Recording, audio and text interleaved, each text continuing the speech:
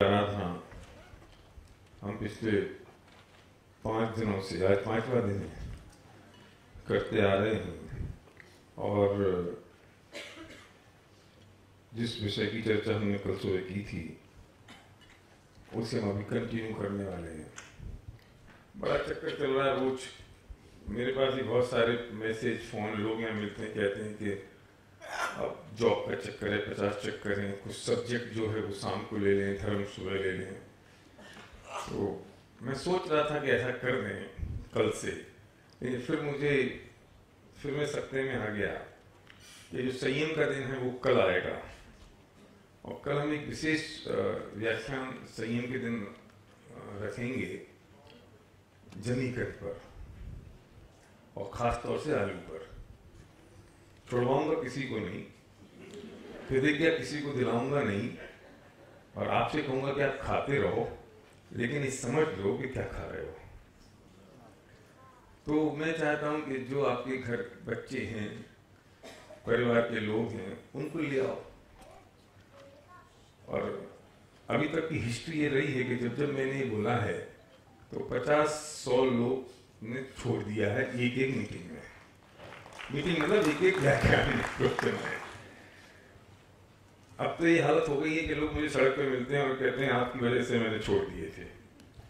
मगर मेरी वजह से नहीं छोड़े थे, आपकी समझ में आ गया था इसलिए आपने छोड़ दिया। पर समझना चाहिए कि क्या चीज है। तो हम वो करेंगे संयम के दिन, फिर उसके बाद वो एक फ्लो चलना शुरू हो जाता है। भाई साहब थोड़ा डाउन करना, तो उसके बाद थोड़ा सा एक फ्लो शुरू हो जाता है, फिर लोगों में क्वेश्चन शुरू हो जाते हैं, फिर बहुत सारी चीजों के। तो वो ठीक रहेगा जब हम शाम को करेंगे। तो संयम का तो हम कल शाम को ही करेंगे, फिर परसों से सोचेंगे सुबह क्या करना है। तो मैंने 2 दिन पहले आपको इसलिए बता दिया है कि आपको उन सबको लेके आना है जो सब्जियों के राजा का सेवन करते हैं।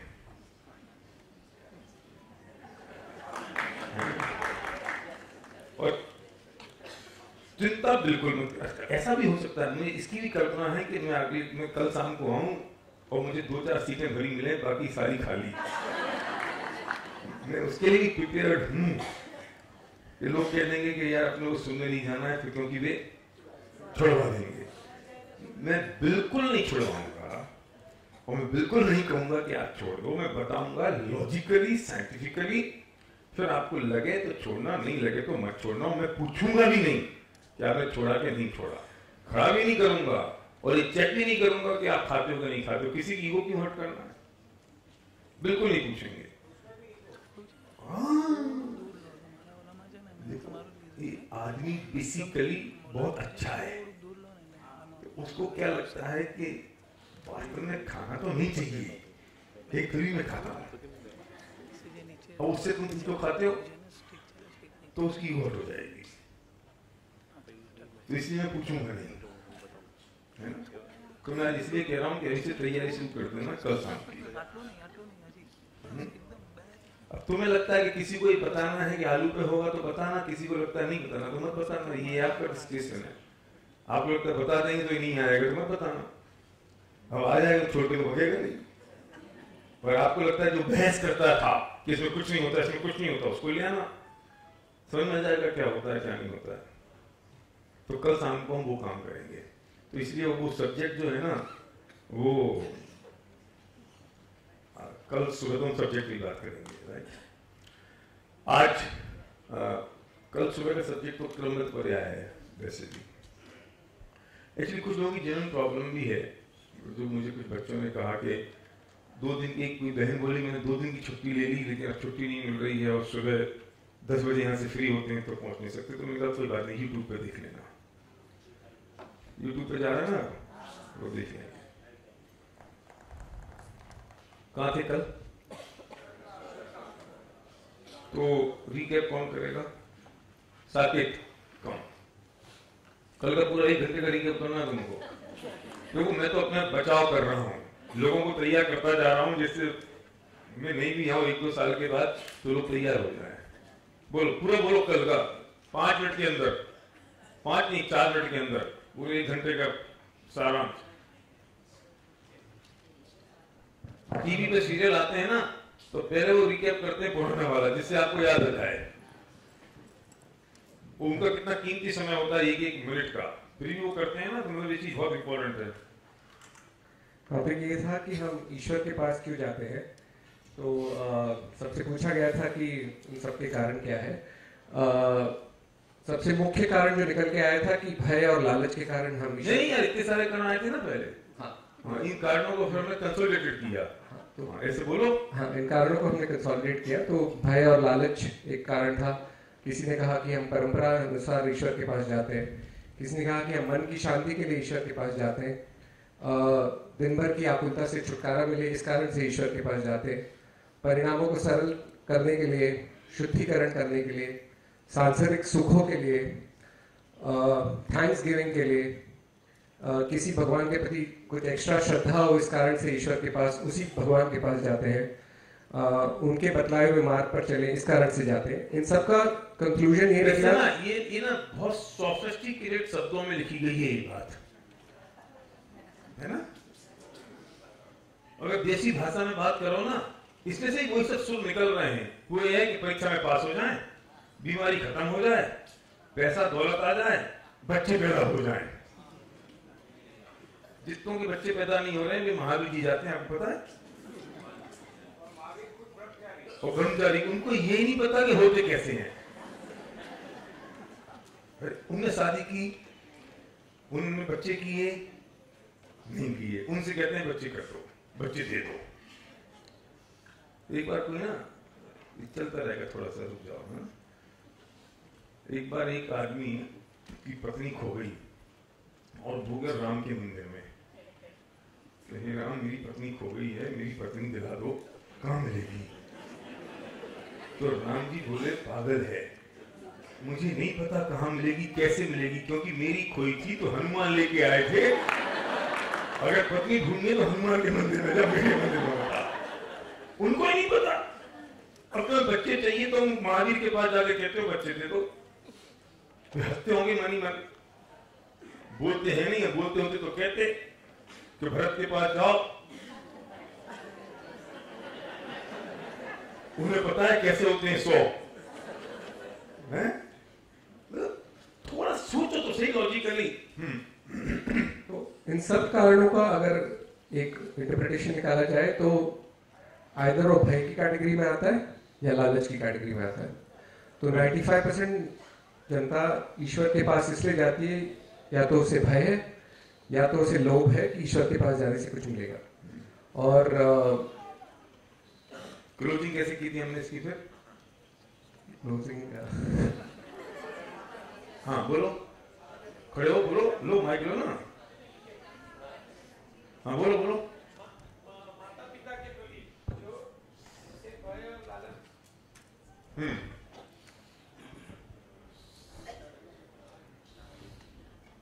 अंतिम में आपने माता पिता का एग्जांपल दिया था कि माता पिता के प्रति न तो कोई किसी तरह का भय रहता है, न ही उनसे किसी तरह का लालच रहता है। किसी अगर ऐसा कुछ है तो वह नालायक बेटा ही होगा, यह एग्जांपल दिया था आपने। तो यह बात सच भी है कि उनके प्रति कोई भी भय नहीं रहता और किसी तरह का कोई लालच भी नहीं रहता उनसे जो प्रेम है उसके संदर्भ में। गुड, वेरी बहुत बढ़िया। दोनों लोगों ने बहुत अच्छी तरह से पूरी कंसिडरेट की पूरी बात को। मजे की बात तो ये है कि हम जो बात कर रहे थे कि जिस महावीर ने ये छोड़ दिया, उस महावीर से कहते हैं कि तुम्हें बता दे। जिस भगवान ने ये संसार छोड़ दिया, जिस संसार विषय सुख हो तो तीर्थंकर क्यों त्यागे, जिन्हें इन रुपया पैसा धन दौलत में सुख नजर नहीं आया, और हम जैसे समझदार लोग उस ईश्वर के पास धन दौलत रुपया पैसा मांगने जाते हैं। कोई भी ईश्वर है, हर व्यक्ति जानता है कि नहीं कि इनने माया छोड़ी। हर ईश्वर जानता है इनने मोह छोड़ा, हर व्यक्ति जानता है। हुआ क्या नहीं हुआ इस बात को साइड में रखो। हर व्यक्ति जानता है कि मोह माया से परे हमारा ईश्वर, और उससे क्या मांगने जाएगा भाई साहब? वाह, इतनी बढ़िया होती तो वे रख लेते। जिससे उन्होंने निष्कृष्ट जाना,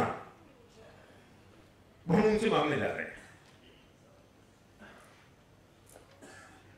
जिसे उन्होंने छोड़ दिया, हम उनसे मांगने जा रहे हैं कि ये दे दो। कैसे मिलेगा?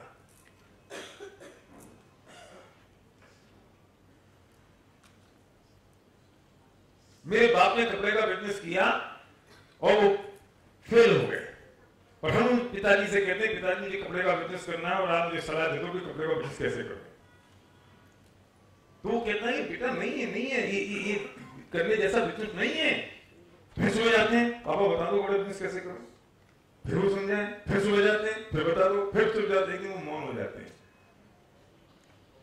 कि तेरी अकल में ये नहीं आ रहा है कि मैंने कपड़े का बिजनेस छोड़ के किराने का बिजनेस किया है इसलिए क्योंकि कपड़े के बिजनेस में कुछ नहीं है, और फिर मुझे रोज सलाह मांगने आता है कि कपड़े का बिजनेस करो, मुझे सलाह दे दो, तो मौन हो गए। ये ईश्वर मौन इसलिए नहीं है, वो इसलिए है कि तुम्हें समझा के थक गया, तुम समझते नहीं हो, इससे उन्होंने कहा कि हमारी मौन हो जाओ, ये तो नालायक समझते नहीं है। कब तक समझा है? डॉक्टर साहब कपिल नहीं समझता तो कब तक समझाओगे कपिल को? अंत में क्या कहोगे? तेरे जो दिखाए सो कर और चुप। ईश्वर ने भी कह दिया तुझे जो दिखाए सो कर, तू समझता नहीं है। हमारी वर्किंग से नहीं समझ रहा है, हमारी एक्टिविटी से नहीं समझ रहा है, हमारी एक्शन से नहीं समझ रहा है, हमारे रिजल्ट से नहीं समझ रहा है,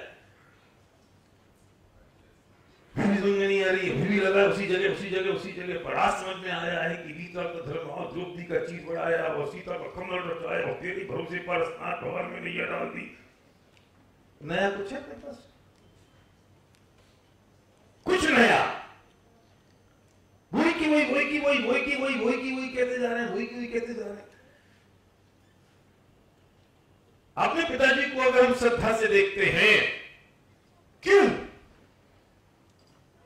सब लोग सोच लो, कोई कारण है कि हमने अपने पिताजी को श्रद्धा से देखा और हमारी उनके प्रति जो श्रद्धा है उसके पीछे क्या लॉजिक है? मेरे पिता के लिए मेरे मन में जो श्रद्धा है वो किसी भय और लालच के लिए है? अगर वो किसी भय और लालच के लिए है तो मैं कुपुत्र हूं, मैं नालायक बच्चा हूं मैं, तो क्यों है आपकी श्रद्धा?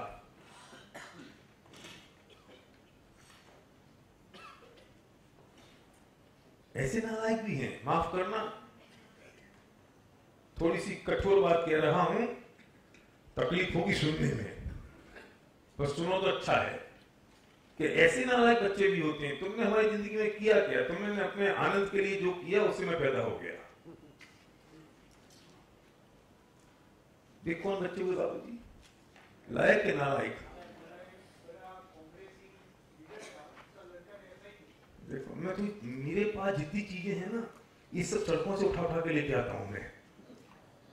इस सुबह से शाम जो देखता हूं मैं वो ही लेके आता हूं, ऑब्जर्व करता हूं अकेला, और ऑब्जर्व करके मैं उसे उस अध्यात्म में ढालने की कोशिश करता हूं, क्योंकि वो तत्व ज्ञान तो मूल है ही, और दुनिया में जो चल रहा है उससे ऑब्जर्व करके आप दोनों को क्लब इन कर दो तो चीज बन जाती है।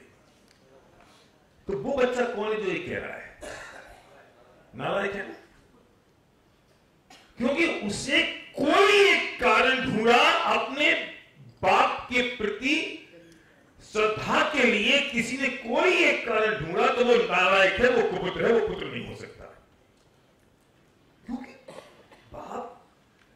बाप है बस, और मेरा मस्तक उसके सामने श्रद्धा से झुक रहा है क्योंकि वो मेरा पिता है। Any logic, any reason, any कारण?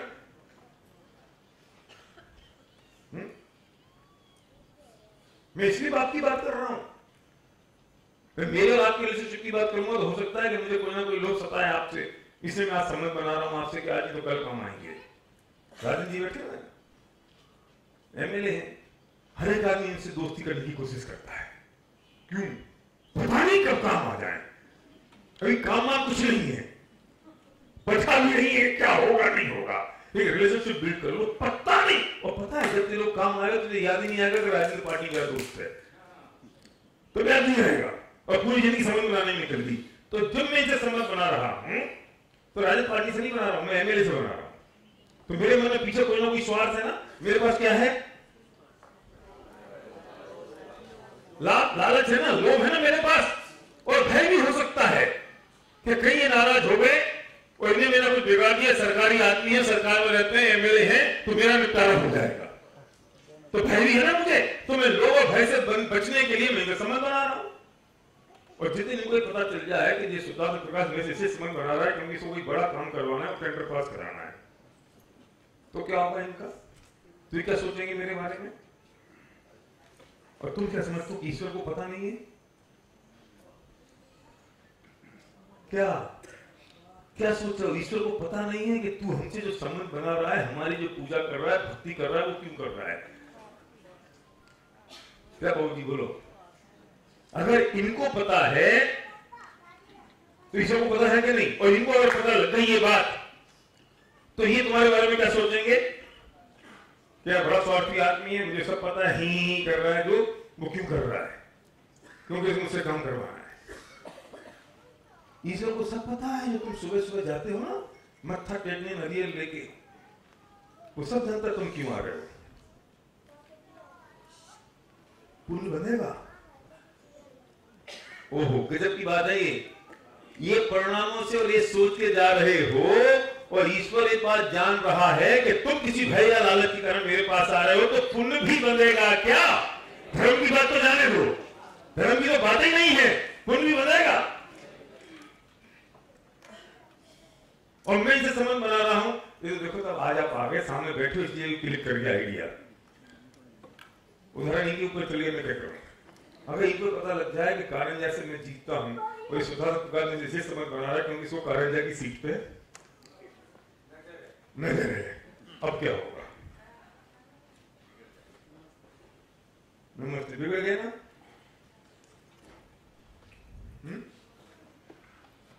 किससे क्या मांगने जा रहे हो?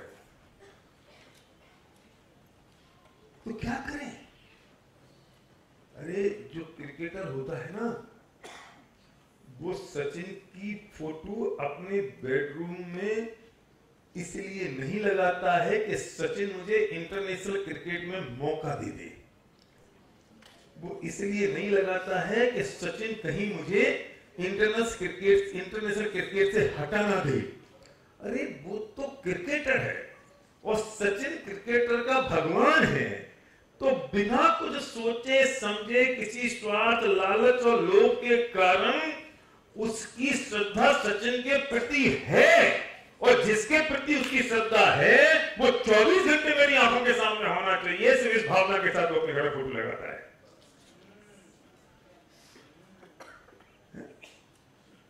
ये जितने गायक कलाकार है ना, ये लता मंगेशकर की लगाते हैं। क्यों?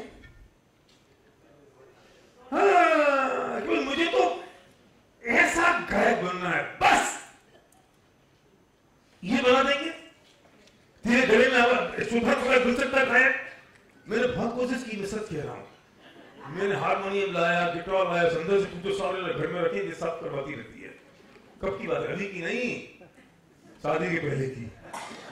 मैंने बहुत कोशिश की कि मैं गवैया बन जाऊं। वैसे फटे बात जैसी आवाज, इसमें कोई गवैया बन सकता? गवैया बने तो कुशल जैसे लोग बने कि मैं गाएं और सुर से सुर और तार से तार निकले। तो अब वो लता मंगेशकर की फोटो मैंने लगा ली, वो मुझे बना देगी? बना सकती है, ताकत है। मेरे गले में आवाज नहीं तो वो क्या कर लेगी? मैं बेसुरा हूं तो सुर पैदा कर देगी? क्या करेगी? कुछ नहीं। कि नहीं नहीं नहीं साहब, वो अगर आप जाओगे ना तो थोड़ा सा सपोर्ट कर देगी। सुन, थोड़ा सपोर्ट कर ही नहीं सकती है अगर तेरे में योग्यता नहीं है तो। तेरे में क्षमता नहीं है तो दुनिया परमात्मा इंद्र नरेंद्र आ जाए, सौधर्म आ जाए, चक्रवर्ती आ जाए, तीर्थंकर आ जाए, तो नहीं कर सकते। तो कैसे करेगी? तो मैंने क्यों लगाई ये फोटो? मैंने इसलिए नहीं लगाई कि लता मंगेशकर मुझे ब्रेक दे दे। अगर मैं इसे लगाई तो मैं सच्चा श्रद्धावंत नहीं हूं, सिर्फ इसलिए कि वो आइडियल है, इंस्पिरेशन है मेरे लिए। वो मैं उसके जैसा बनना चाहता हूं, बस। विदाउट, सुनो important line in bold, without any expectation. Sachin से मेरी कोई एक्सपेक्टेशन नहीं है, मेरी लता मंगेशकर से कोई एक्सपेक्टेशन नहीं है, विदाउट एनी एक्सपेक्टेशन। मेरी श्रद्धा है, तुम मेरे आइडल है, आदर्श है। तुम गुण चिंतत निज पर विवेक, कि तुम्हारे गुणों का स्तुति करने से मुझे अपना विवेक जागृत होता है। विघटे आपद अनेक भी अपने आप होता रहता है, जो होना होगा नहीं होना होगा, नहीं निपटता रहेगा। तो तुम्हारे गुणों का चिंतन करना है बस।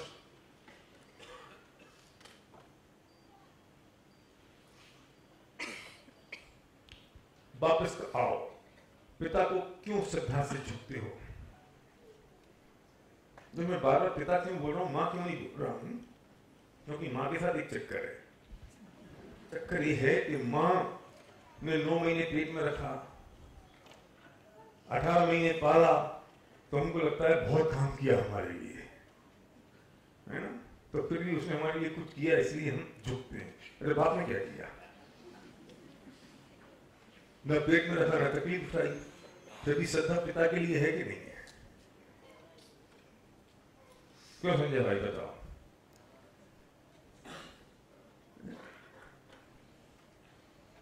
मैं इसलिए एग्जाम्पल नहीं दे रहा हूं मां के लिए। कोई कह देगा अरे भैया मां ने 9 महीने पेट में रखा, तकलीफ उठाई, इसलिए श्रद्धा है। इसे मैंने एग्जाम्पल ट्विस्ट किया है। वो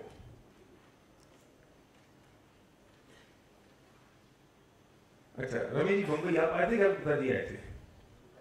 पिताजी आए थे। कोई ऐसा जो खुद ही आया था, पिताजी नहीं आए थे? हाँ, आप डॉक्टर साहब, आप भाई साहब। पिताजी तो वो भी काम नहीं किया जो आपको बम्बई लाए, फिर भी क्यों घर में पिताजी की फोटो लगा रखी है? आपके पिताजी, जितनी बुरा मत मानना, जो आप अपने घर में किसी एक नौकर को जो तनख्वाह देते हो, उससे आधी कमाई होगी पिताजी की। तो भी क्यों आपकी श्रद्धा है?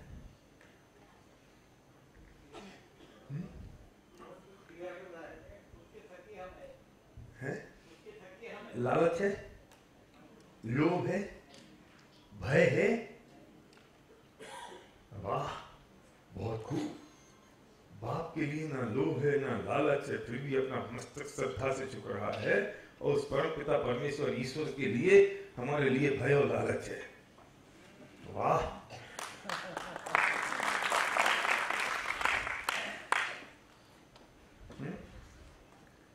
कोई हो, मैं हर ईश्वर की बात कर रहा हूं।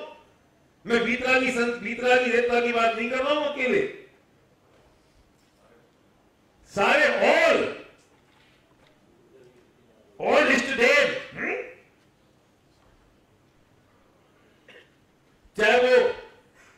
चाहे वो पीपल के पेड़ पे तेल चढ़ा के सिंदूर लगा दिया हो, मैं उसके लिए भी कह रहा हूं।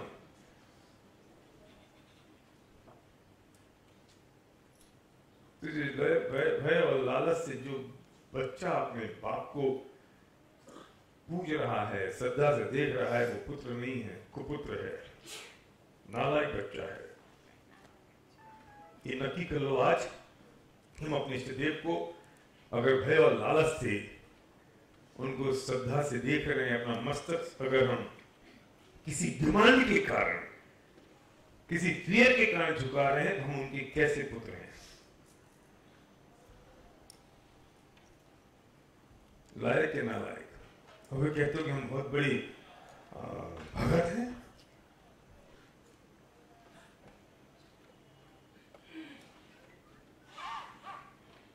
तो क्या है ये कुछ होता जाता नहीं है क्या?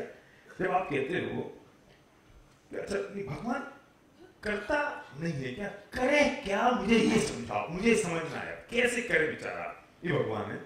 अब ये कैसे करे, कैसे करे? एक बड़ी पत्नी की शादी हुई, अब वो 1 साल बाद वो कहते हैं मुझे बच्चा चाहिए, तो पति कहता है मुझे लड़का चाहिए, पत्नी कहती है मुझे लड़की चाहिए। भगवान क्या दे?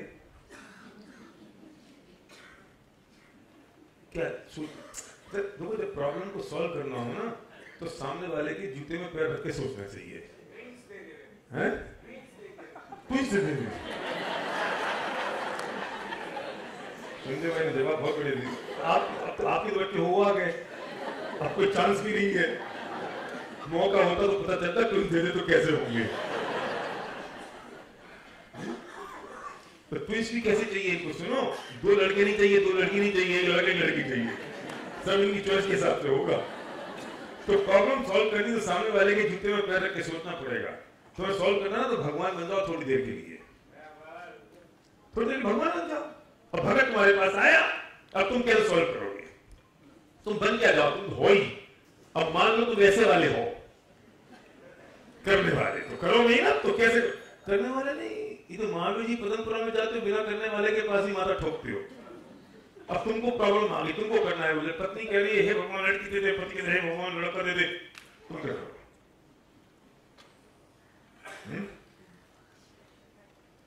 एक कुमार की 2 लड़कियां थी और एक लड़की किसान के घर पे आई, एक लड़की कुमार के घर भी आई। अब वो किसान की लड़की पापा पूछे बेटा तू कैसी है? तो वो कहते पापा मैं बहुत अच्छी हूँ। किसान की बेटी तो सब ठीक चल रहा है कि नहीं? पापा ठीक नहीं चल रहा है, पिछले साल अकाल पड़ गया था, बारिश बिल्कुल नहीं हुई, तो घर में बहुत तकलीफ है खाने पीने की। तुम भगवान से प्रार्थना करना कि इस साल अच्छी बारिश हो। ध्यान से सुनना, इंपॉर्टेंट क्रिटिकल एग्जांपल है कि भगवान से प्रार्थना करना पिताजी कि इस बार अच्छी बारिश हो जाए। ठीक है बेटा, मैं भगवान से प्रार्थना करूंगा, अच्छी बारिश होगी तो तेरा काम ठीक हो जाएगा। उसने अगले दिन फोन लगाया अपनी उस बेटी को जो कुमार के ब्याही थी, बेटा सब ठीक चल रहा है? कि हाँ पापा सब ठीक तो चल रहा है, लेकिन संकट है कि पिछले साल अकाल पड़ गया था।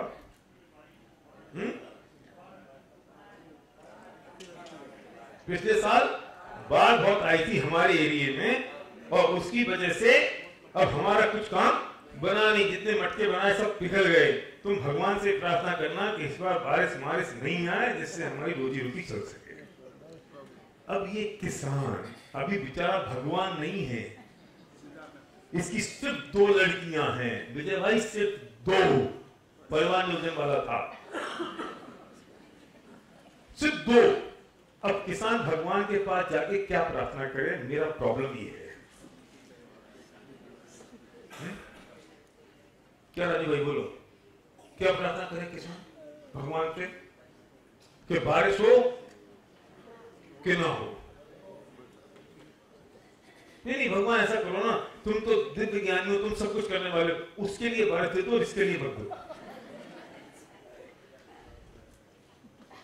एक किसान जिसकी 2 बच्चियां हैं, उसके लिए धर्म संकट है कि भगवान से किस चीज की प्रार्थना करे।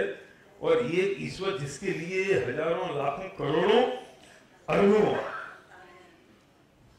बच्चे हैं, अनंत, ये पुतगल भी है, ये नवोदिया भी है, ये स्थावर भी है, वो किसकी सोच है? जिसके 2 हैं वो नहीं निपटा पा रहा है, वो संकट में है। जिसके अनंत है वो क्या करे? तो हमें कुछ समझ में नहीं आता। नहीं वो सब कर सकते।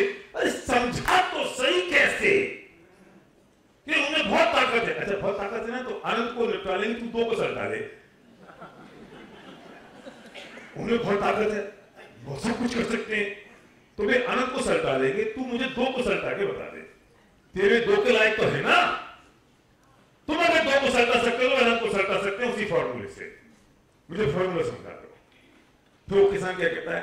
बेटा वैसा है, जो होना होगा सो हो जाएगा, हम कुछ नहीं कर सकते। अंत में क्या कहा उसने?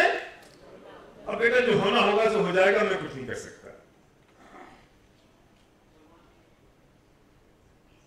अच्छा वो जो बाप है भरत, वो पार्शियल होगा कि नहीं? अगर मान लो बारिश हो गई बिना कुछ करे, तो कुमार की लड़की क्या सोचेगी? मैं तो पहले ही जानती थी कि मैं तो बड़ी हूं, पापा का मन तो छोटी के लिए ज्यादा है, और छोटी से बहुत प्यार करते हैं, इसलिए बारिश हो गई है। वो पार्शियल हो गया कि नहीं? अरे बेचारे गणेश ने कुछ नहीं किया, लेकिन उसे पक्षपात का आरोप लग गया। अरे ये भगवान जिस दिन कुछ करने लग जाएंगे, हर दूसरा आदमी उनका पक्षपात का आरोप लगाना शुरू कर देगा। हर दूसरा आदमी पक्षपात का आरोप लगाना शुरू कर देगा, क्योंकि हर एक हर तो कुछ हो ही नहीं सकता, पॉसिबल ही नहीं है, असंभव है। जितने लोग उनको उनके भगत बनते हैं उससे ज्यादा नास्तिक लोग हैं। जितने आस्तिक हैं उससे ज्यादा नास्तिक है, क्योंकि वो टेस्ट करते हैं। वारे वाह, तू टेस्ट करेगा भगवान को, वे ट्राई मारते हैं। हम मांग लेते हैं अगर मिल गया तो फिर मैं भगवान को आस्तिक हो जाऊंगा, और नहीं मिला तो फिर तो कुछ नहीं है, पत्थर की मूर्ति है। वाह, तू परीक्षा करने आया है, तू टेस्ट करने आया है, तू देखने आया है।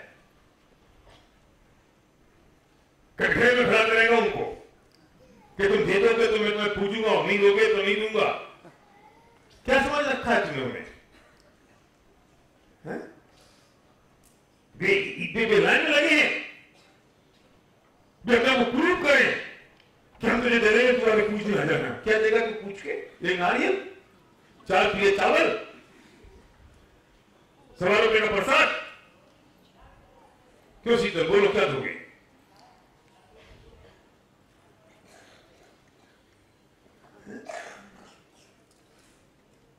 कहां से उतार के उन्हें कहां खड़ा कर दिया, ये सोचो जरा। और अगर बेचारा यही सब करता रहे तो अपना काम कब करेगा?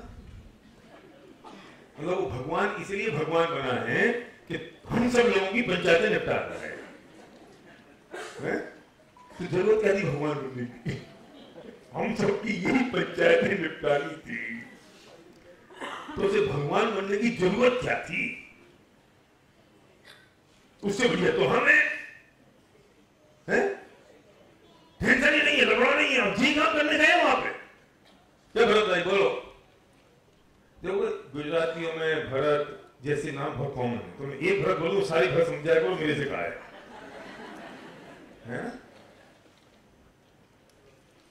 यही काम करने के शांति भाई, और यही करते रहेंगे तो अपना काम कब करें जिस काम के लिए वो बने हैं?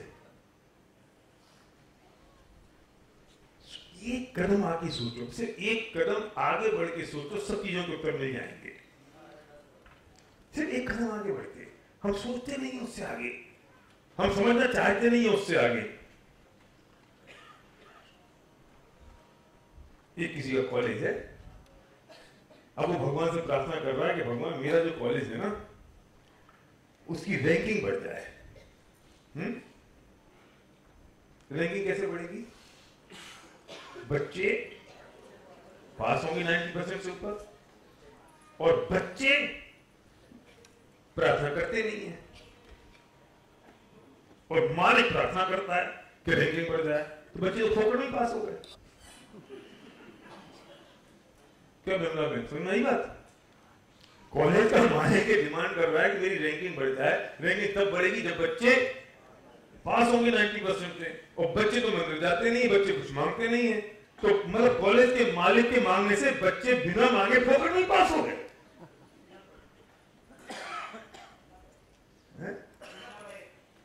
क्या करना पड़ेगा?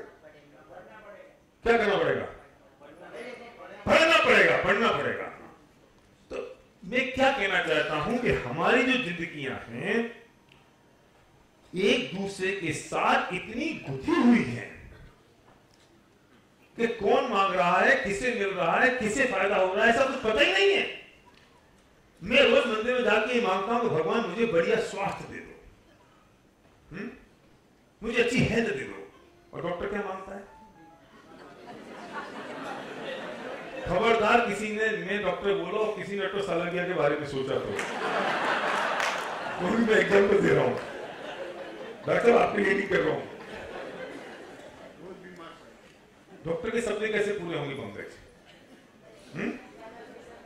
डॉक्टर के सपने तब पूरे होंगे जब उसका बिजनेस बढ़ेगा। उसका बेचारे का बिजनेस कैसे बढ़ेगा? जब लोग बीमार होंगे। लोग बीमार होंगे उसके पास आएंगे, तो भगवान के पास जाके तो ये प्रार्थना करता होगा कि भगवान मेरे सपने पूरे हो जाए, भगवान मेरी इनकम 10 लाख महीने की हो जाए। अब वो ऐसे होगी कि जितने लोग हैं जल्दी से इनको फटाफट सबको हार्ट का ब्लॉकेज हो जाए, और जैसे हार्ट का ब्लॉकेज होगा तो मेरे पास आएंगे, सबका ऑपरेशन करूंगा, और एक ऑपरेशन के 5 लाख रुपए लगेंगे, बस मेरा काम हो गया। तो इस साल का मेरा टारगेट है 5 करोड़ कमाना, तो हे परमात्मा इन सबको ब्लॉकेज दे दे। हंस रहे हो आप? अगर ये नहीं मांगेगा तो बेचारे कमाएगा कैसे? वो ये मांग के वो पाप कमा रहा है कि पुण्य कमा रहा है? वो प्रोफेशन का इशू में क्या करूं? एक वकील को करोड़ रुपए कमाने तो वो क्या करे? वो करवाओ भगवान, जितने भी शांति से रह रहे हैं सबके माथे फूटे। जितने भी, अगर वो फैमिली एडवोकेट है तो वो कहेंगे हे भगवान, जितने भी प्यार से पति पत्नी रह रहे हैं क्यों रहते हैं, इनकी अकल में नहीं आती, झगड़ा क्यों नहीं करते? ये थोड़ा झगड़ा कर ले, इनके तलाक हो जाए तो मेरे पास केस आए, और केस आए तो मैं क्या मांगे? बोलो। डॉक्टर मांगता है पेशेंट, डॉक्टर मांगता है बीमारी, और पेशेंट मांगता है स्वास्थ्य। वो बेचारा क्या करे?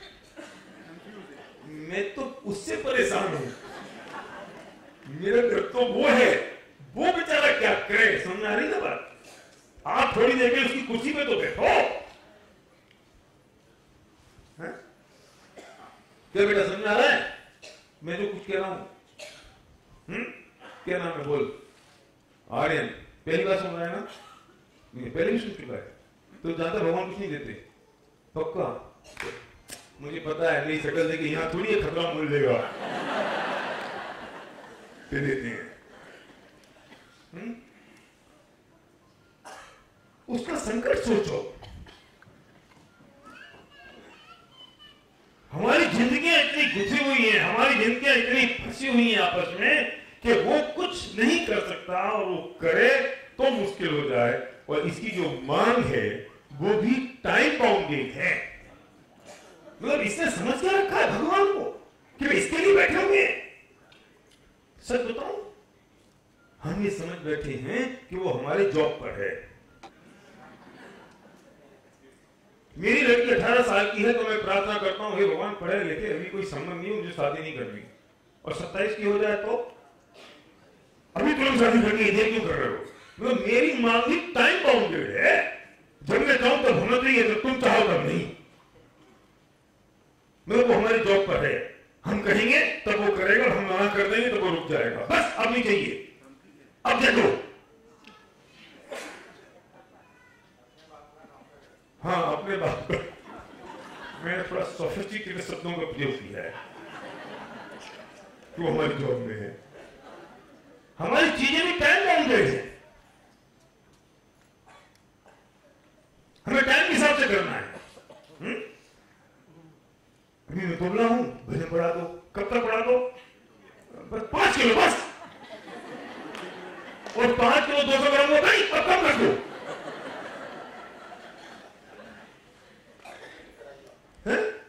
हम बना नहीं तरह पूछो तो इन महिलाओं से पूछो। आपको नहीं पता होगा विजय भाई, आपके जमाने में नहीं होता था। अभी इनसे पूछो, इनको 100 ग्राम बढ़ जाए तो इनको रात को नींद नहीं आए, और 200 ग्राम कम हो जाए तो फिर बिगड़ गया। बिल्कुल नबात होना चाहिए, बिल्कुल उतना ही, जैसे पता नहीं कोई मोम में गुड्डे हैं। गुड्डी आपकी कौन सी बड़ी बात है? ये थोड़ी सी कमी निकल जाए तो कभी अंदर घुसेड़ दो, अंदर चलेंगी, थोड़ी सी बाहर निकल जाए, बिल्कुल परफेक्ट चाहिए। मतलब टाइम बाउंडेड भी है और फिक्स्ड भी है। क्या करे वो? रोहन है ना, तो रोहन तुमको मौका दे देंगे, थोड़ी देर तुम भगवान बन जाओ, अब कैसे रिजल्ट आओगे? भाग जाएंगे ना, तो अल्टीमेटली तुम कह दोगे यार ठीक है, ऐसा है कि जिसको जो दिखाए वो कर ले। और उससे बढ़िया काम तो ये है कि एक सॉफ्टवेयर डेवलप कर दो। सबसे आसान काम क्या है? एक सॉफ्टवेयर डेवलप कर दो, और वो जो सॉफ्टवेयर है ना, वो सॉफ्टवेयर काम करेगा। सारी प्रॉब्लम सॉल्व हो जाएंगी कि नहीं? रेलवे स्टेशन पे वजन तौलने की मशीन है, अब तो बंद होगी, पहले आया करती थी वो वजन तौलने की मशीन, जिसमें 10 पैसा डालो, खड़े हो तो चक्कर घूमता था, चक्कर रुक गया तो कॉइन डाल दो और टिकट आता था, और पीछे आता था वेट, भविष्य भी आता था।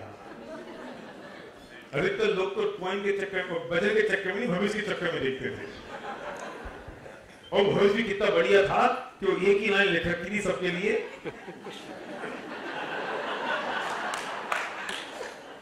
ये ज्योतिषी बहुत होशियार है। अगर आपको कभी कोई बिजनेस में कुछ तकलीफ हो, परेशानी हो ना, तो ज्योतिषी बन जाना। मैं आपको वो भी मौका दे रहा हूँ। कुछ नहीं है, फिक्स लाइनें हैं। किसी का हाथ पकड़ना और हाथ पकड़ के देखना, तकलीफ बहुत है। दुनिया में आज भी कोई नहीं मिलेगा जिसको तकलीफ नहीं होगी। फिर बाकी ऐसा है कि ज्यादा वक्त नहीं लगेगा, थोड़ी सी टाइम में ठीक हो जाएगा। और सुनो, तुम मेहनत बहुत करते हो पर रिजल्ट नहीं मिलते। तो हर आदमी ये जानता है मैं बहुत करता हूं और मुझे चाहिए वो मिलता नहीं है। और सुनो, तुम्हारे भाग में ना यश नहीं है। तुम कितना भी काम कर लो, लोग तुम्हें ना एक्नॉलेज नहीं करते। अरे साहब बहुत बढ़िया, क्या बात कहती। क्यों? क्योंकि दुनिया में यश की भूख तो मिटी नहीं। तो ये समझता है हाँ यार मैं काम बहुत करता हूं पर यश नहीं मिलता मुझे। तो दो चार चीजें फिक्स है, जैसे डॉक्टरों की फिक्स है ना, ऐसी जोशियों की भी फिक्स है। हाँ, तो मैं तो इसलिए कह रहा हूं कि काम धंधे की जरूरत हो तो कभी शुरू कर सकते हो। तो वो जो मशीन थी उस मशीन में खड़े हो गए। अब उस मशीन का जो मालिक है, मेरा क्वेश्चन ये है, वो अगर अपना वजन चाहिए तो क्या करना पड़ेगा? उसे 10% का डालना पड़ेगा कि नहीं? क्योंकि सिस्टम काम कर रहा है। प्रधानमंत्री आ जाए देश का, नरेंद्र मोदी आ जाए, तो वे भले ही अपनी जेब से नहीं डाले, उनका सेक्रेटरी डाले, लेकिन मशीन को तो 10 पैसा चाहिए तब वजन निकलेगा। वहां चलते फिरते राम आ जाए, महावीर आ जाए तो अभी उन्हें 10 पैसा डालना पड़ेगा। क्यों? क्योंकि सॉफ्टवेयर है, सिस्टम काम कर रहा है। जब सॉफ्टवेयर काम करता है और सिस्टम काम करता है तो किसी को कुछ नहीं करना पड़ता है, वो सिस्टम काम करता है बस। और अगर वहां पे आप बैठ जाओ तो ये 10 पैसे दो, तुम्हारा वजन ले लेंगे। और कमल जी आप बैठे हो, मान लो आपकी पत्नी आई, हिम्मत है मांगने की 10 पैसे दे? आपकी हिम्मत है? आपका बच्चा आया, दिन में 20 आदमी ऐसे होंगे जिनको तुम फ्री में करोगे। जब तक, सुनना ध्यान से, जब तक चीजें मैनुअली होंगी तब तक निश्चित रूप से गड़बड़ी होगी ही, कोई ठीक नहीं कर सकता। और जब तक चीजें सिस्टम में ढल जाएंगी तो दुनिया की कोई ताकत नहीं कि उसमें डिस्टर्ब हो जाए। तुमने प्रकृति के सारे परिवर्तनों को, प्रकृति की सारी चीजों को अगर किसी एक आदमी के भरोसे, एक ईश्वर के भरोसे, परमात्मा के भरोसे अगर डाल दिया तो एक तो पॉसिबल नहीं है, होगा तो गड़बड़ होगी, जो कभी संभव नहीं है। लेकिन इस प्रकृति ने कर्म सिद्धांत इस तरीके से तैयार कर रखे हैं, वो सॉफ्टवेयर बना रखा है, वो मशीनीकरण कर रखा है, वो सिस्टम बना रखा है कि तुम जो करोगे उसका फल तुमको मिलने वाला है। इस जगत में कोई और कुछ देने वाला नहीं है। मैं करूंगा फल कोई और दे दे, ये कैसे होगा? ये तो सिस्टम है, ये सॉफ्टवेयर है, इसमें कुछ होने वाला नहीं है। ये बिल्कुल टैली की तरह है कि तुमने 100 रुपए की अगर डेबिट की एंट्री करी तो वो वहां दिखाई देगी और बैलेंस शीट में वो 6 जगह पहुंच जाएगी ऑटोमेटिकली। तुमको 6 जगह टैली में एंट्री करने की जरूरत नहीं है। तो एक एंट्री मारोगे जनरल की और बाकी सब जगह ऑटोमेटिक पहुंच जाएगी। तुम्हारी ताकत है कि तुमसे 5 जगह कर दो, 6 की जगह। वो बैलेंस शीट का बैलेंस तो तभी मिलेगा क्योंकि सिस्टम काम कर रहा है। जब तक आपके घर में मुनीम था तब तक आपको सब चेक करना पड़ता था कि नहीं? और जब से टैली आ गई तब तक क्या चेक करना पड़ा तुमको? क्या रोज बोलो, अकाउंटेंट सॉरी सीए, बड़ा नाम, क्या करना पड़ा? सिस्टम काम कर रहा है ना। जब सिस्टम काम कर रहा है तो कोई परिवर्तन हो सकता है, कोई बदलाव हो सकता है। एक बार सिस्टम डेवलप करने की जरूरत है बस। और एक बार अगर सिस्टम डेवलप हो गया तो वो सिस्टम में ऑटोमेटिक काम करता है, जैसा करोगे वैसा मिलेगा। और ये सिस्टम स्वचालित है, ये सिस्टम स्वतंत्र है, ये किसी डेवलपर के द्वारा डेवलप किया हुआ सिस्टम नहीं है। क्योंकि जिस डेवलपर की तुम बात करते हो सिस्टम उससे भी पहले काम कर रहा था। ये बहुत बड़ी बात कह दी मैंने, पता नहीं कितनी समझ में आई आपको।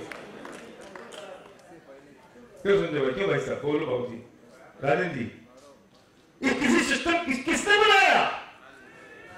अरे अगर तुम जिस सिस्टम को जिसके बनाने की बात करते हो वो भी उस सिस्टम का पार्ट था। अगर वो उस सिस्टम का पार्ट है तो वो कैसे बना सकता है? वो सिस्टम से गुजरा है, वो उस सिस्टम का हिस्सा था, उसके भी आजकर्म थे, भी आजकर्म का क्षय किया तो हमने तो नहीं बनाया। तो उसके पहले था ना। तो इसका मतलब क्या हुआ कि अनादि से था और अनंत काल तक रहने वाला है। ये स्वतंत्र व्यवस्था है। अगर ये सिस्टम किसी के बनाया हुआ होता तो निश्चित रूप से उसमें वायरस आता।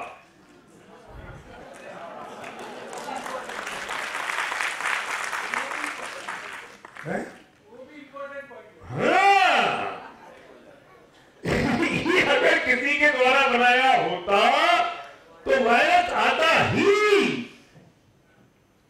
तो किसने बनाया? अरे स्वचालित है, ये प्रकृति की व्यवस्था स्वचालित है।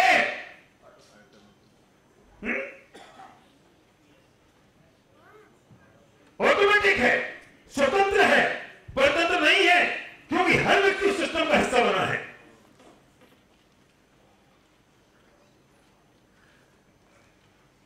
क्यों भाई साहब?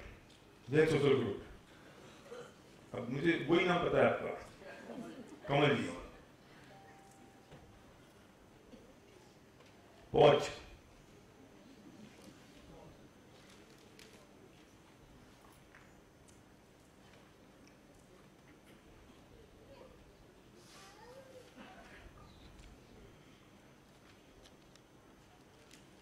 अब वो जवाब खत्म हो गया ना क्वेश्चन, मुर्गी पहले बनी कि अंडा, ये खत्म हो गया ना। पृथ्वी किसने, ये दुनिया किसने बनाई? तुम जिसकी बनाने की बात करते हो वो भी उसी सिस्टम का हिस्सा था।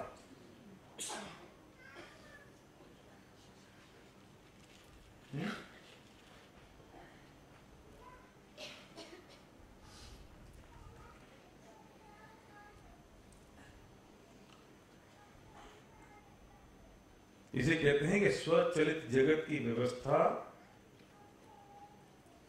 स्वतंत्र है। ये स्वचलित है, ये विश्व और इसकी व्यवस्था स्वतंत्र है।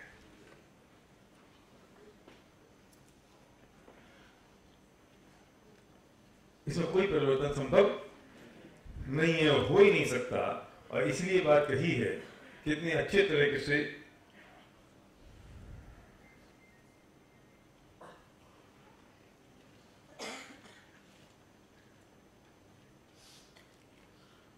गीता में भी कहा है श्री कृष्ण ने कि तुम कर्म किए जाओ, फल की इच्छा मत करो।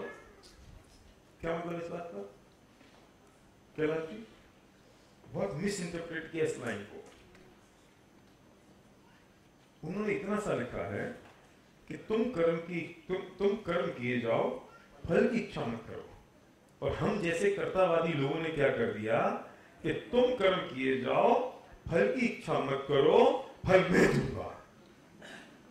ये हमने नहीं कहा मैं दूंगा, क्या नहीं ना पढ़ी है ना गीता। ये नहीं कहा कि मैं दूंगा, कर्म किए जाओ, फल की इच्छा मत करो। इसका मतलब ये है कि तुम करो, फल की इच्छा मत करो, तुम्हें फल अपने किए हुए कर्म के अनुसार मिलेगा। है? जैसा करेगा वैसा भरेगा। तू कर्म कर, फल वो दे। पूरी सिस्टम बिगड़ गया। तो जरूरत क्या है? जब तुमने कर्म करे तो सॉफ्टवेयर में एक ही कोडिंग और करने की जरूरत है ना कि फल भी ऑटोमेटिक मिल जाए। मैं तुम फल करो और फल तुम कर्म करो, फल मैं दूं। स्वयं किए जो कर्म शुभाशुभ निश्चय ही फल दे देते, करे आप फल दे अन्य। तो स्वयं किए निष्फल होते कि तू करेगा और कोई और फल देगा। तो बहुत बढ़िया समझ ले कि हम पाप करो, गंगा जी में डुबकी मार दो, सब ठीक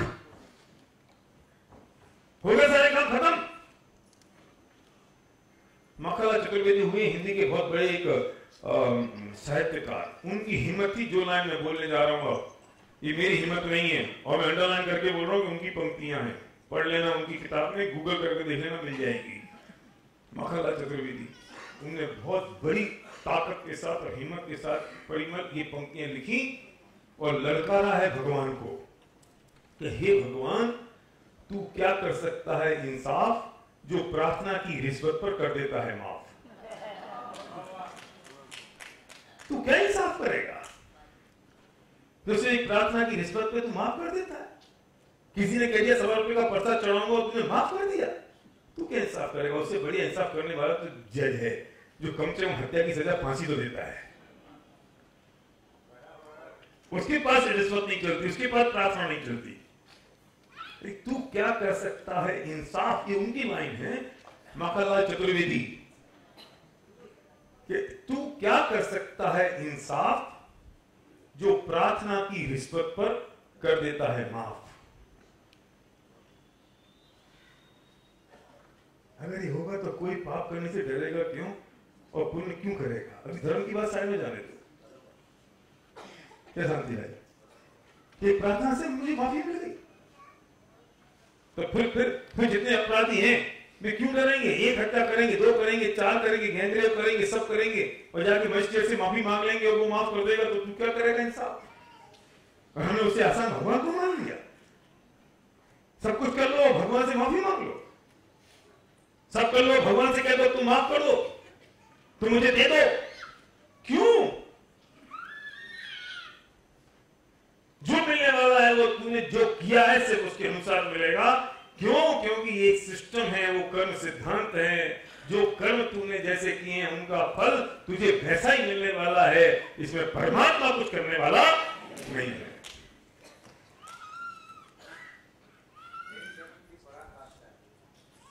पराकाष्ठा है।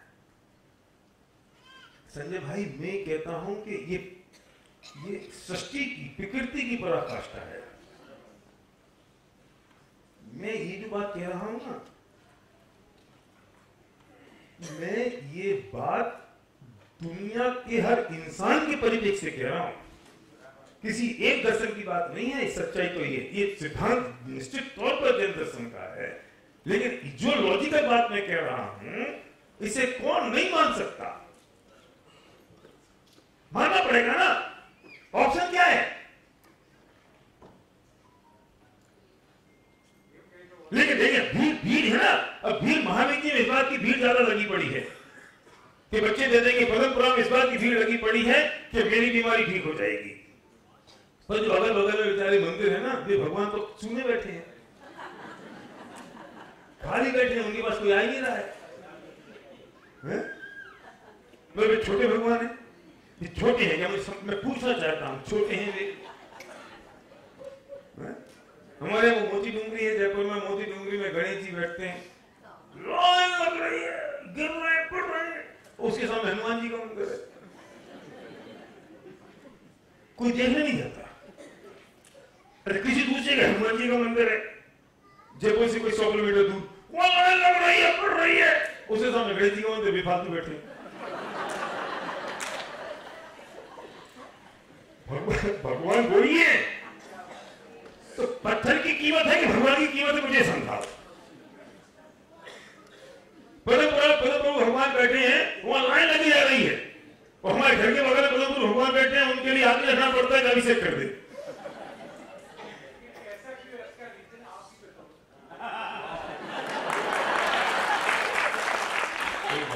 बहुत बढ़िया बात कही, ऐसा नहीं बताऊं। देखो, इसके लिए मुझे दोबारा 10 दिन के लिए बुलाना पड़ेगा।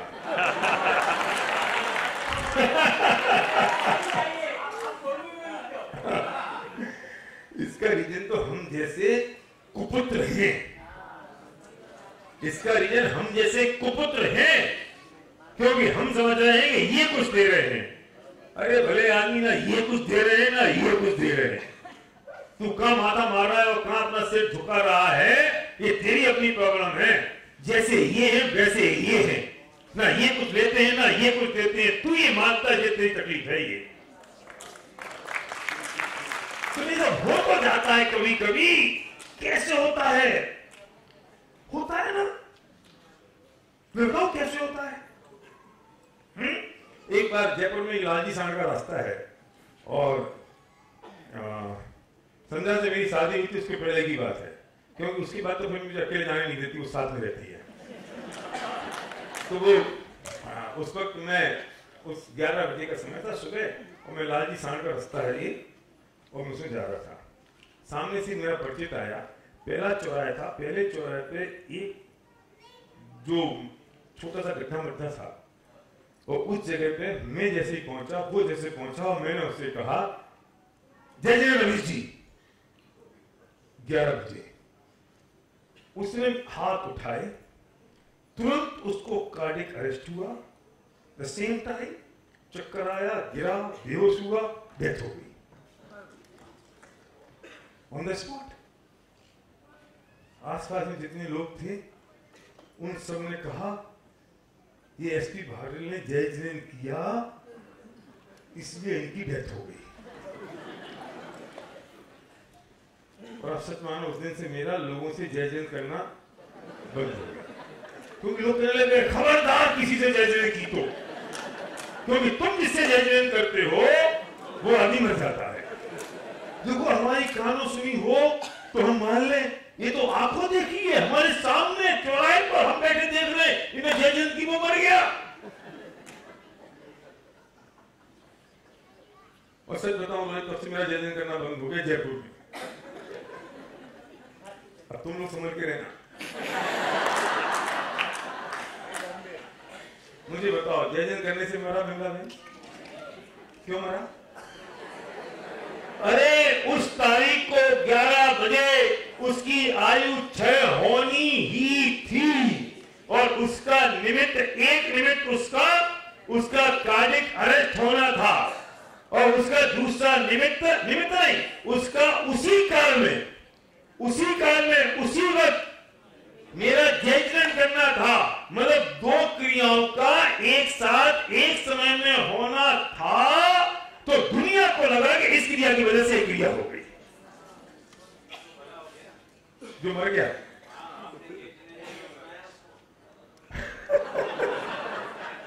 दो क्रिया एक साथ हो गई ना, तो वो होना निश्चित था, उसकी आयु 6 उसके कर्म की वजह से, और वो उसका उदय था, और उसी वक्त मुझे जयजन करना था। 2 क्रियाएं जुड़ी, दुनिया ने कहा मेरे जयजन करने से आदमी मर गया। जो होना है वो अपने कर्माधीन ही है, और उस वक्त अगर मैं भगवान के पास मांगने चला गया और लकीली अनलकीली वो काम उसी वक्त हो गया, तो मैंने आरोप दे दिया कि इनकी वजह से काम हो गया। हम आरोप दे रहे हैं, अच्छा, और वो काम होना नहीं है, और मैं चला गया उनके पास और वो काम हुआ नहीं, तो अब क्या हुआ? नहीं, मेरी भक्ति में थोड़ी सी कमी रह गई, अगर भक्ति थोड़ी पावरफुल होती तो हो जाता।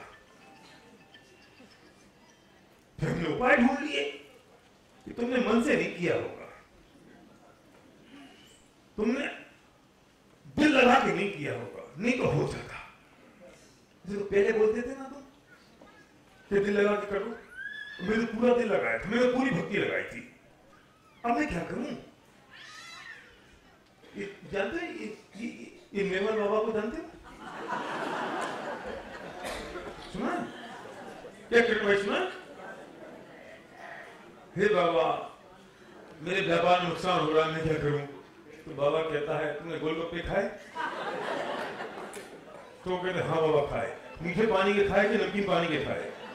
कि बाबा मीठे पानी के खाए, इसलिए कृपा अटकी हुई है, नमकीन पानी के खाओ, कृपा आ जाएगी। विजय भाई नहीं पता आपको, विजय भाई को दिखाना एक आध बार। अब क्या हुआ कि जिसने नमकीन पानी के खा लिए और एक्सपोर्ट का उसका मिल गया ऑर्डर, तो उसने क्या कह दिया? वाह, निर्मल बाबा की कृपा हो गई, नमकीन पानी, अब तो रोज एक मटका नमकीन पानी खाता है। क्यों सर?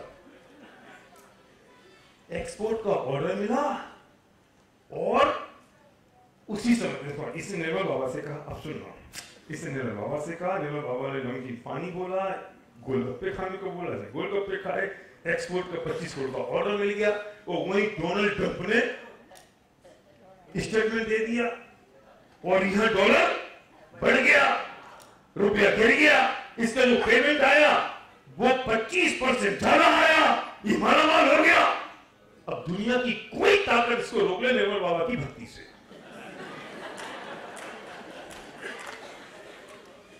मैं पूछता हूं कि डोनाल्ड ट्रंप का जो स्टेटमेंट आया और जिससे ये डॉलर का भाव बढ़ा, इससे इन सब बातों का संबंध क्या था? ये बता, उन्होंने उसे भी कह दिया होगी, तू भी कर ले।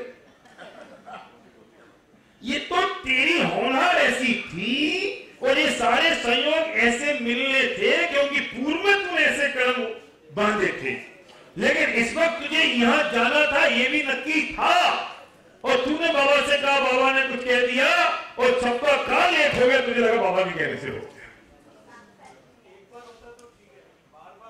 बार बार भी तो ये हो सकता है, 10 बार 100 बार 1000 बार सारा काम एक साथ नहीं हो सकता।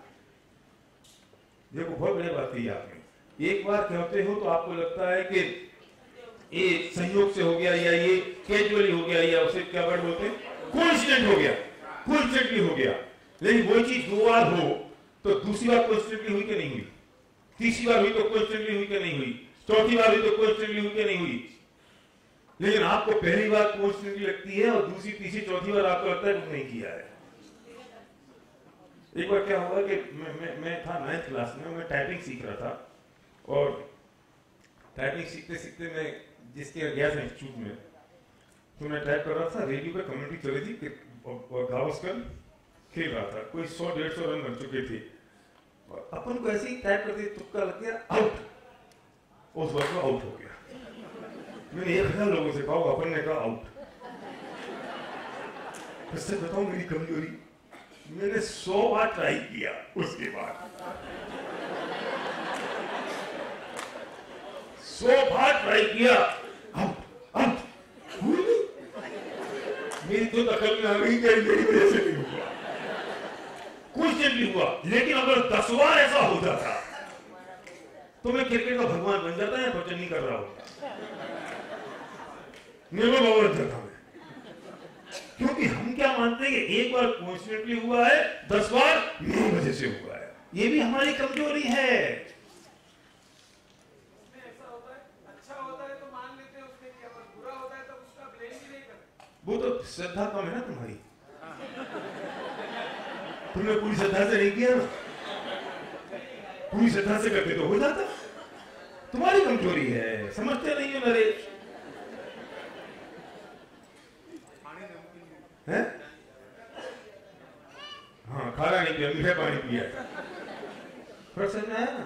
तो दुनिया में जितने कार्य हो रहे हैं, ध्यान से सुनना, मैं ये नहीं कह रहा हूं कि आपका कार्य हुआ या नहीं हुआ, यहां मैं बात कह रहा हूं कि जितने कार्य हो रहे हैं वो कोइंसिडेंट हुआ है।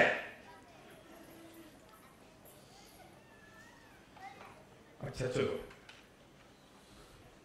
फिर डॉक्टर साहब की बात नहीं है। मैं डॉक्टर के पास गया और मेरे को वायरल है, डॉक्टर साहब ईमानदारी से सीने पे हाथ रख के बताना, जितने पेशेंट आते हैं सारे ठीक हो जाते हैं? नहीं होते। कौन ठीक होता है? जिसको ठीक होना होता है वो होता है। ये कहने लगे ना आज के लिए बातें, अगर आपके ठीक करने से सारे ठीक होते हैं तो सारे ठीक होने चाहिए, लेकिन नहीं, अरे छोड़ दो, मुझे सिर दर्द होता है तो कॉम्बिफ्लेम खाता हूं, नहीं खानी चाहिए, लेकिन खाता हूं सिर ठीक हो जाता है, तो कॉम्बिफ्लेम से ठीक हुआ? अरे हर बार नहीं हुआ ना, ये खाइए ठीक, अगर ये कॉम्बिफ्लेम से सिर ठीक हो रहा है तो ऐसा क्यों होता है कि 6 महीने में 4 बार ठीक होता है और 2 बार ठीक नहीं होता? अब इसमें तो श्रद्धा नहीं है ना, मैं तो पूरी पूजा करके अगरबत्ती करके धुआं लगा के वो खाता हूं कॉम्बिफ्लेम, हे कॉम्बिफ्लेम भैया मैं तुझे खा रहा हूं, मैं तुझे खाऊंगा तो मेरा शरीर ठीक हो जाना चाहिए, पूरी श्रद्धा से खा रहा हूं ना हर बार तो। हाँ हाँ, हो सकता है ब्लड प्रेशर और हेडेक हो, इसकी वजह से।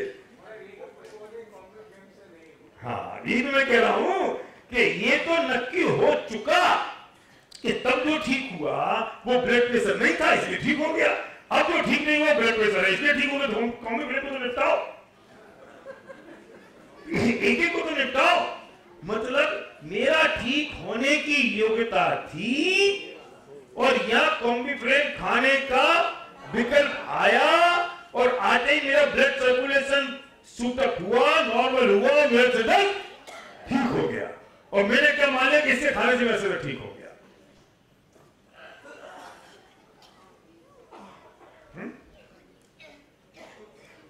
टोडो मनी ने बहुत बढ़िया लाइन लिखी है मोक्षा प्रकाशक में, और उस लाइन से सारे के सारे आंसर मिल जाते हैं कि इस दुनिया में निमित्त नैमित्तिक संबंध बहुत घने हैं, ये बहुत घने हैं। तुम्हारा नाम भूल गया मैं, सही बात, एक इतने घने हैं कि पकड़ ही नहीं पाते हैं कि निमित्त था यही करता था, इतने घने हैं।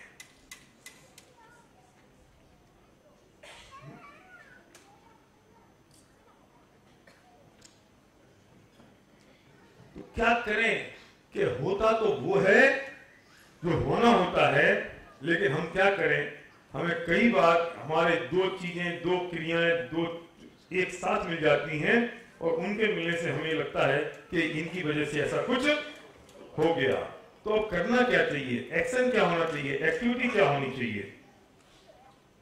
तो क्या करें, भगवान को नमन करने नहीं जाए, बिल्कुल जाओ। मंदिर नहीं आए, बिल्कुल जाओ। फिर सुनना ध्यान से, मैं किसी ईश्वर को पूजने के लिए उनके मंदिर में जाने के लिए मना नहीं कर रहा हूं, मैं सिर्फ इस बात पे चोट मार रहा हूं मंदिर जा क्यों रहे। तुम्हारे एक्शन में कोई परिवर्तन नहीं होगा। ध्यान से सुनना, बहुत इंपॉर्टेंट क्रिटिकल पॉइंट है। इस वक्त निकल मत जाना हॉल में से, क्योंकि मैंने पेट को चीर दिया है, टांके लगाए नहीं है, अभी टांके लग रहे हैं। मंदिर में जाने का निषेध नहीं है, भगवान को पूजने का निषेध नहीं है, उनके प्रति श्रद्धा का निषेध नहीं है। सिर्फ ये करना, तुम्हारे एक्शन में कोई परिवर्तन नहीं होगा। जो एक्शन और एक्टिविटी हो रही है वो एक्शन और एक्टिविटी बिल्कुल ऐसी ही होती रहेगी। परिवर्तन आएगा सिर्फ उस सोच में कि मैं इन्हें पूछ क्यों रहा, मैं दर्शन करने क्यों आया हूं, भय या लालच के कारण, या इनके गुणों का चिंतन करने के लिए। उनके गुणों का चिंतन, उनके जैसा, सुनो, मैं कहूंगा ना, उनके जैसा बनने के लिए तो लालच भी होगा, क्यों, मुमुक्षुओं को मोक्ष नहीं होता। मुमुक्षु की इच्छा हुई ना, मोक्ष की इच्छा हुई तो इच्छा तो फिर लालच हो गया। तो मोक्ष की इच्छा भी नहीं करना, उसके लिए भी साक्षी भाव रखना कि या तो लाखों वर्षों तक जीव या मृत्यु आदि आ जावे, तो मुझे मोक्ष चाहिए, मुझे मोक्ष चाहिए। वो इच्छा करी तो वो भी लालच हो गया, वो भी लोभ हो गया, वो भी इच्छा हो गई, उसकी इच्छा भी नहीं चाहिए। मुझे तो सारी इच्छाओं से परे जाना है, मुझे सभी समस्त प्रकार के लोभ और भय से परे जाना है। मैं तो गुणों का स्तोत्र करने के लिए, तुम्हें गुण चिंतक, तुलसीराम जी की वो है ना सकल यही कहे कि तुम गुण चिंतक, कि तुम्हारे गुणों का चिंतन कर रहा हूं बस, और you are my role model, you are my role model. तो जब मैं जिनके गुणों का इस्तेमाल कर रहा हूं, जो मेरा रोल मॉडल है, तो मेरा मस्तक तो उनके चरणों में झुकेगा ही। जब ये बात मैंने लोगों से कही तो अगले दिन लोगों ने मुझसे कहा, बहुत लोगों ने, 5-10 लोगों को मैंने बात समझाई कि साहब हम अगले दिन मंदिर गए तो हमारी सोच बदल गई, हमारा नजरिया बदल गया, हमारा फोकस पॉइंट बदल गया। क्या आए क्यों है हम? और इतना आनंद आया कि अभी तक तो स्वार्थी बने फिर रहे थे, अभी तो स्वार्थी होकर दर्शन कर रहे थे भगवान के, और निस्वार्थ होकर दर्शन कर रहे हैं। आनंद, रियल आनंद आया। क्योंकि जब तुम मांगने जाते हो ना, तो तुम्हें भगवान नजर नहीं आता, तुम्हें भगवान के गुण नजर नहीं आते, तुम्हें भगवान की श्रद्धा नहीं होती, तुम्हें वो चलता रहता है जो तुम मांग रहे हो। तबीयत ठीक होता है, तबीयत ठीक होता है, तबीयत ठीक होता है, तबीयत याद आती है, भगवान याद आता है। परीक्षा में पास हो, परीक्षा पे पास याद आता है कि भगवान याद आता है। धन दौलत रुपये पैसा मिल जाए, वो याद आता है, भगवान याद आता है। कौन याद आ रहा है? ये जो कभी आप बोल रहे थे काम कैसे होते हैं, उसकी भी सुन लो। कर ही देता हूं, खत्म करना पड़ेगा ना, नहीं तो होगा नहीं, कुछ बचेगा फिर भी तो कल बात करेंगे। काम कैसे होते हैं कि मेरे फादर सुनाते हैं कि वो अशोक नगर में थे, तो वे जब पढ़ाते थे तो बच्चे पढ़ते थे, टीचर से बच्चे पढ़ते थे, तो जब एग्जाम हुआ तो उनका एक दोस्त था टीचर, वो ही कहता था सुनो भाई तुम्हें मैं परीक्षा में पास करा दूंगा, पर एक कॉपी के लगेंगे 100 रुपए, राजू जी 100 रुपए लगेंगे एक कॉपी के, और तुम्हें पास कराने की गारंटी। तो लड़की जाते थे, कोई कहता था मेरा एक सब्जेक्ट में पास करा दो, कोई कहता 2 में करा दो, कोई कहता 5 में करा दो, है ना। और बाप पूछता तू ये क्या कह रहा है? अरे पापा देखो उनने कहा है कि वो पास कराने की गारंटी ले रहे हैं, तो अपन 5 सब्जेक्ट के पैसे जमा करा दो, और एक बात और कही है कि अगर मैं पास नहीं कराऊं तो पैसे वापस। सौदा बहुत बढ़िया है, अगेन बिजनेस आइडिया, कि मैं तुम्हें एक कॉपी में एक सब्जेक्ट में पास कराने 100 रुपए ले रहा हूं, और पास नहीं करा पाया तो 100 रुपए वापस। तो अपना बिगड़ता क्या है? अब 500 जमा करा दो 500 कॉपी के, पास हो गए तो ठीक है ही, वरना पैसे वापस हो जाएंगे। तो ऐसे लाइन लगती थी, 100 200 बच्चे आया करते थे, 500 बच्चे आते थे, और वो पैसे इकट्ठे करता रहता था। तो दादा ने उससे अकेले में पूछा कि अरे तेरी सेटिंग क्या है, मतलब तू पास कैसे कराता है लोगों को, हमें तो पता नहीं है। करेक्ट था उनका, हमें तो समझ आती नहीं, तू कैसे पास करा देता है? तो बोलता शास्त्री जी, उनको शास्त्री जी बोलते थे, बोले शास्त्री जी मैं कुछ नहीं करता हूं। तो क्या करता है? कुछ नहीं, लोगों को पैसे आते रख लेता हूँ चुपचाप, घर में चद्दर तान के सोता हूँ। तो होता कैसे है? देखो ये बात पता है आपको कि बोर्ड का 60% रिजल्ट तो आता ही है, तो 60% बच्चों को तो पास होना ही होना है। अब मेरे पास 500 बच्चे आए तो 300 बच्चे तो पास होंगे ही, तो मैं क्या करता हूं 300 के पैसे रख लेता हूं, बाद में 200 के पैसे वापस कर देता हूं।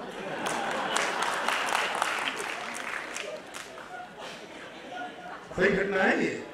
अरे जो पास हो गए उन्हें क्या कहा, वो मास्टर में पास करा दिया, मास्टर में पास करा दिया, और जो फेल हो गए, अरे यार अपना भाग इतना खराब था कि मास्टर भी पास नहीं करा पाए।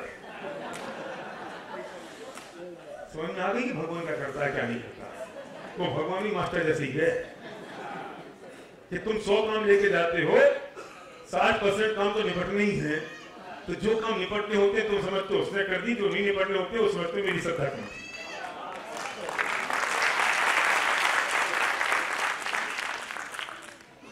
अरे उनके दरबार में जाओ तो भावना तो ये होनी चाहिए कि अति पुण्य उदय मम आया, प्रभु तुम्हारा दर्शन आया। आज मैं बहुत महान पुण्य का उदय आया है कि तुम्हारा दर्शन मुझे मिल गया, बस इससे ज्यादा और क्या चाहिए?